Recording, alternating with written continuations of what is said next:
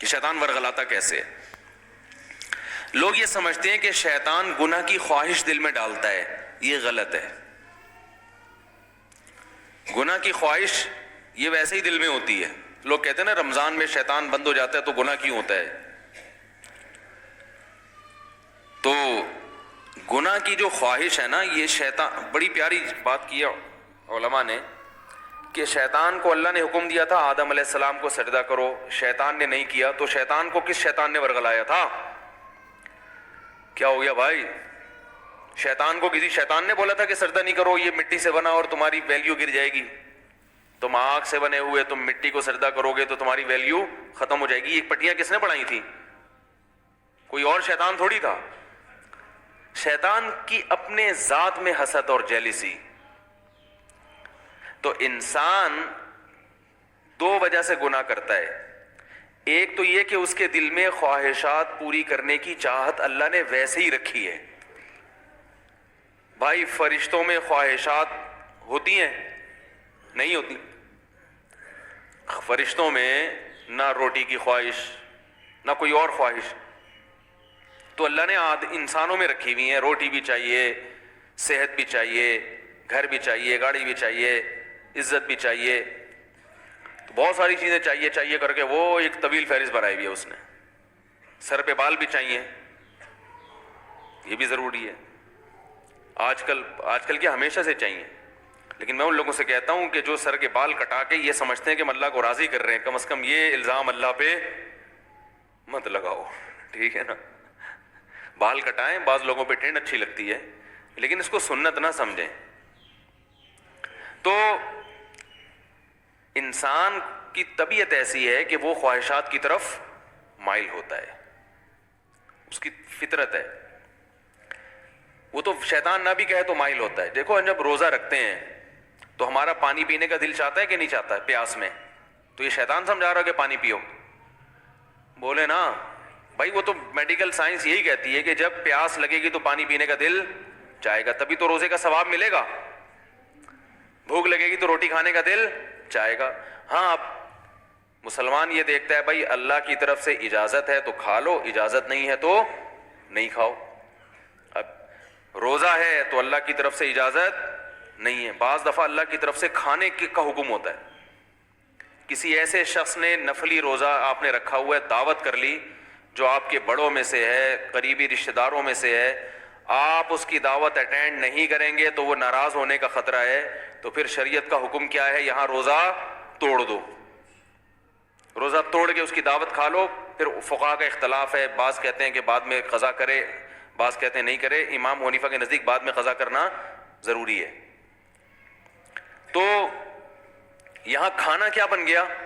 حالانکہ اس وقت دل چاہ رہا ہوتا ہے کہ نہیں کھائے، کیونکہ اتنی مشکل سے دوپہر تک کا روزہ آپ نے برداشت کر لیا، صبح کی چائے چھوڑ دی، گٹکا بھی نہیں کھایا، صبح پان بھی نہیں کھایا، اتنی قربانیاں دے کے 12-1 بجے تک آپ پہنچے اور دعوت آ گئی، اور ایسی کی دعوت آئی جو آپ کے چچا لگتے ہیں رشتے میں اور بڑے قریبی ہیں، اور وہ ناراض ہو جائیں گے کہ یار آج ہی روزہ رکھنا تھا، میرے بچے کا ولیمہ ہے، آج ہی روزہ رکھنا تھا۔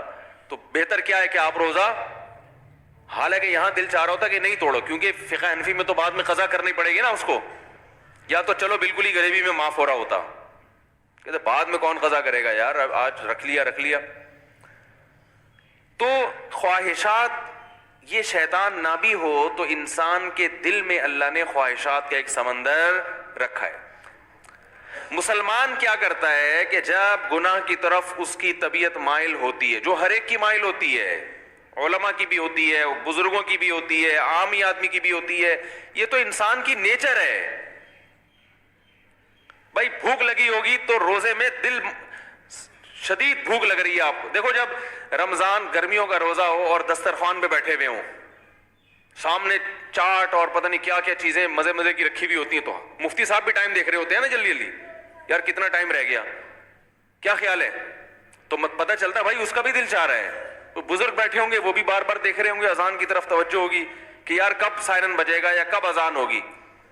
تو یہ جو خواہشات اللہ نے ہمارے اندر رکھی ہیں، ان خواہشات کی طرف ہر ایک کی طبیعت مائل ہوتی ہے، لیکن ان خواہشات پہ مسلمان عمل کیوں نہیں کرتا؟ بھائی ناجائز ہے، ضمیر ملامت کرتا ہے، بھائی سزا ملے گی اس پر، دنیا میں بدنام بھی ہو سکتے ہیں اور آخرت میں بھی سزا مل سکتی ہے. یہ چیزیں ہیں جو زنا سے بھی روکتی ہیں، شراب سے بھی روکتی ہیں، ماں باپ کے ساتھ بدتمیزی سے بھی روکتی ہیں، اور بہت ساری چیزوں سے. شیطان کیا کرتا ہے کہ جب آپ بریک لگا رہے ہو نا اس کے انجام کو دیکھ کے، تو شیطان اس کا بھیانک انجام پہ ایک چمک پٹی جو ہے نا یا ایک خوبصورت چادر لگا کے اس بھیانک انجام کو خوبصورت کر کے دکھا دیتا ہے. بات آ رہی ہے سمجھ میں؟ شراب پینے والا جو پہلی دفعہ شراب پیتا ہے تو اسے پتا ہوتا ہے کہ یہ غلط ہے،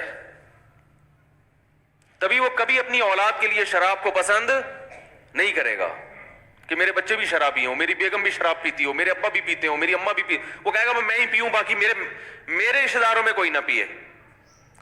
تو پہلی دفعہ جب شیطان اس کو شراب پلواتا ہے اسے پتا ہوتا ہے کہ یہ انسان کو پتا ہوتا ہے یہ غلط ہے، اس کا انجام برا ہے، سے جگر خراب ہو جاتا ہے اور پھر عادت پڑ جاتی ہے، جو نہیں ملے گی تو دماغ خراب ہوگا اور قتل بھی ہو جاتے ہیں، سب واقعات اس کے سامنے ہوتے ہیں.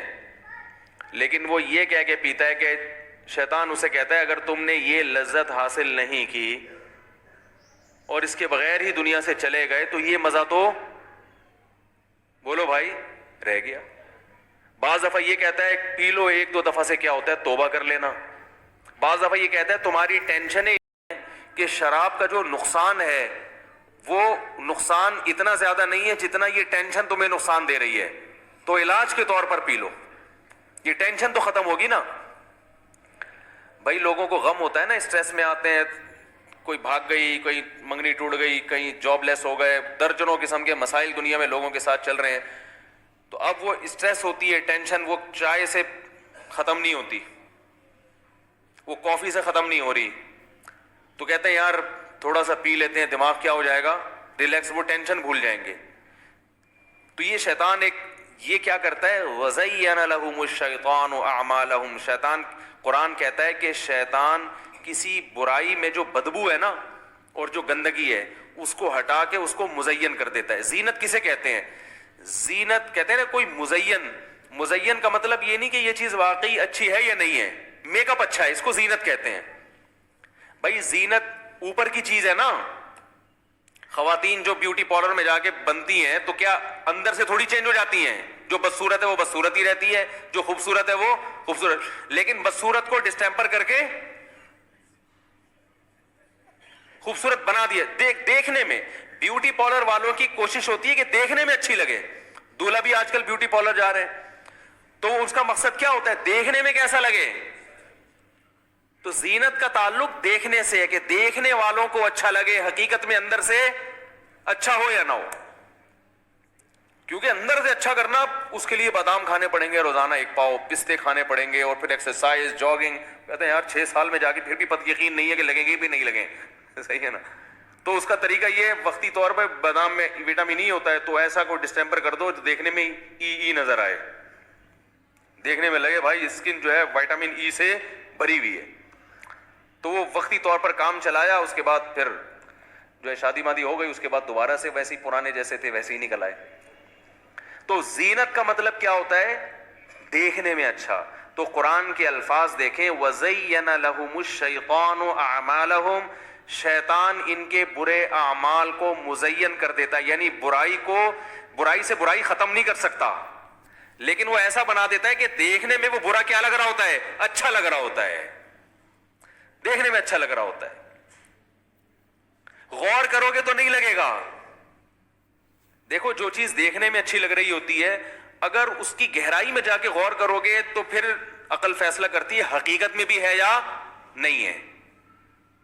لیکن شیطان جب دیکھنے میں ایک چیز کو اچھی بنا دیتا ہے نا تو شہوت پرست لوگ پھر زیادہ ڈیپ میں جا کے غور کرنے کا تکلف نہیں کرتے. وہ کہتے ہیں یار اچھا ہے نا، بس نظر آ رہے ہیں نا اچھا تو حاصل کر لو اس کو. شراب جیسی بدبودار چیز کو بھی شیطان اچھا بنا کے پیش کر دیتا ہے.